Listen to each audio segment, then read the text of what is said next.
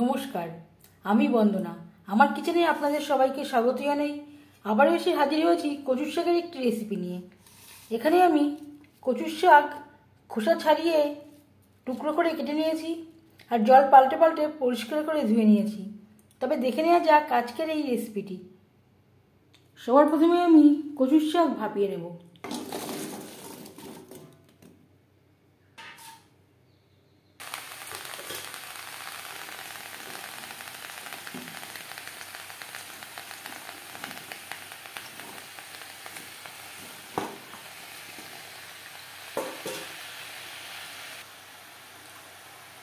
আর দিয়ে দেব লবণ।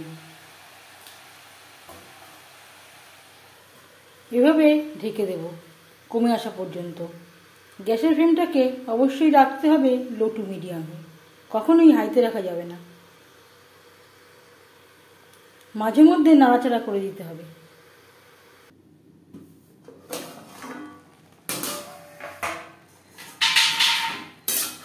কচুর শাক অনেকটাই কমে গেছে, এর থেকে জল বেরিয়ে গেছে। এর মাঝে আমি এক দুবার নাড়াচাড়া করে দিয়েছিলাম।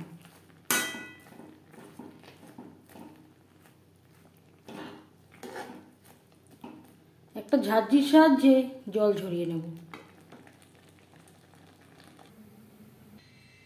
বেশ ভালো করে জল ঝরিয়ে নেওয়া হয়ে গেছে।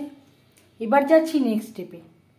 আর লাগছে শুকনো লঙ্কা, কালো জিরে, রসুন আমি থেতো করে নিয়েছি।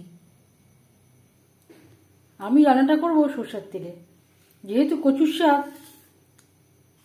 সরষের তেলে করলেই ভালো হবে। তেল গরম হয়ে গেছে, দিয়ে দেব শুকনো লঙ্কা।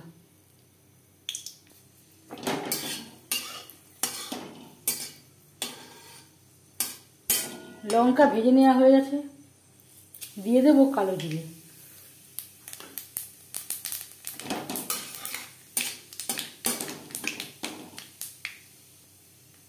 দশ 15 সেকেন্ড লঙ্কার সাথে কালো জিরে ভেজে নেওয়ার পর দিয়ে দেব রসুন। এখানে আমি একটা মিডিয়াম সাইজের রসুনের অর্ধেকটা থেতো করে নিয়েছি।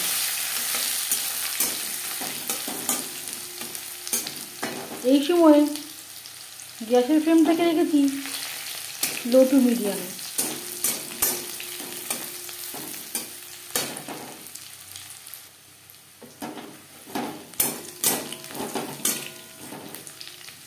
রসুন থেকে যখন স্মেল বেরোতে শুরু করে দেবে, সেই পর্যায়ে দিয়ে দেব ভাপিয়ে রাখা কচুর শাক।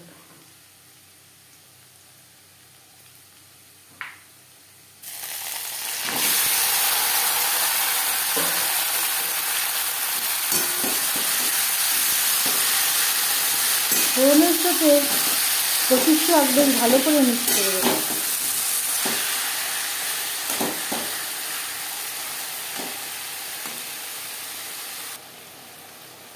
আর লাগছে হলুদ।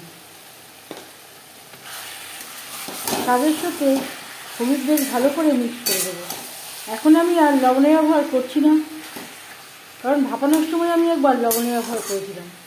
যদি প্রয়োজন হয় পরে অ্যাড করব। প্রথম 5 মিনিট রান্নাটা করব হাই ফ্লেমে।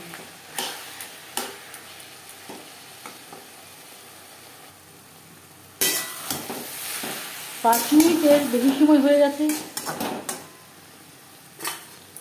গ্যাসের ফ্লেমটাকে লোতে করে দেব। 3-4 মিনিটের জন্য ঢেকে দেব সেদ্ধ হওয়ার জন্য।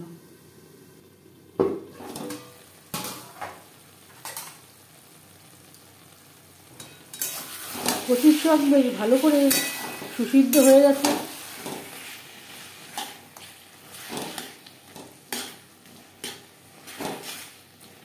এভাবে একটু ম্যাশ করে দেব।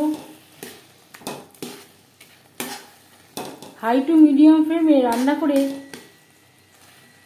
একেবারে ড্রাই করে নেব।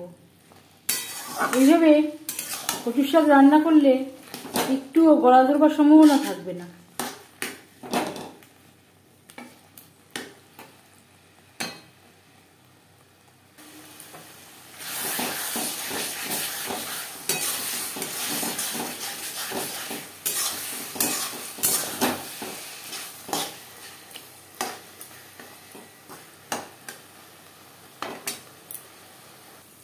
হাই টু মিডিয়াম ফ্লেমে নাড়াচাড়া করে নেওয়ার পর এবার যাচ্ছি থাল ভাজতে।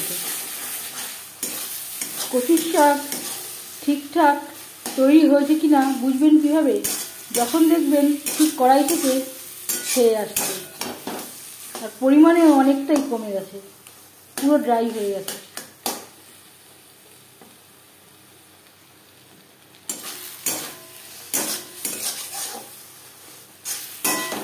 এই পর্যায়ে গ্যাসের ফ্লেমটা অফ করে দেব।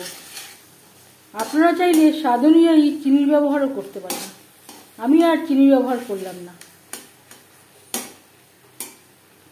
কাঁচা লঙ্কাও অ্যাড করতে পারেন। এই শুকনো লঙ্কায় অনেকটাই ঝাল হয়ে গেছে, আমি তাই আর কাঁচা লঙ্কার ব্যবহার করলাম না।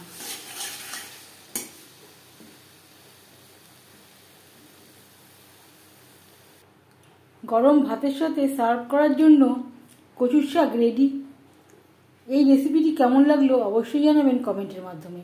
যদি এই রেসিপিটি ভালো লেগে থাকে লাইক করবেন, শেয়ার করবেন, সাবস্ক্রাইব করবেন আমার চ্যানেলটিকে, বেল আইকনটা ক্লিক করে দেবেন। যখন আমি নতুন ভিডিও আপলোড দেব তার নোটিফিকেশান সবার আগে আপনার কাছে পৌঁছে যাবে। আপনারা সবাই ভালো থাকবেন। এই ভিডিওটি দেখার জন্য ধন্যবাদ।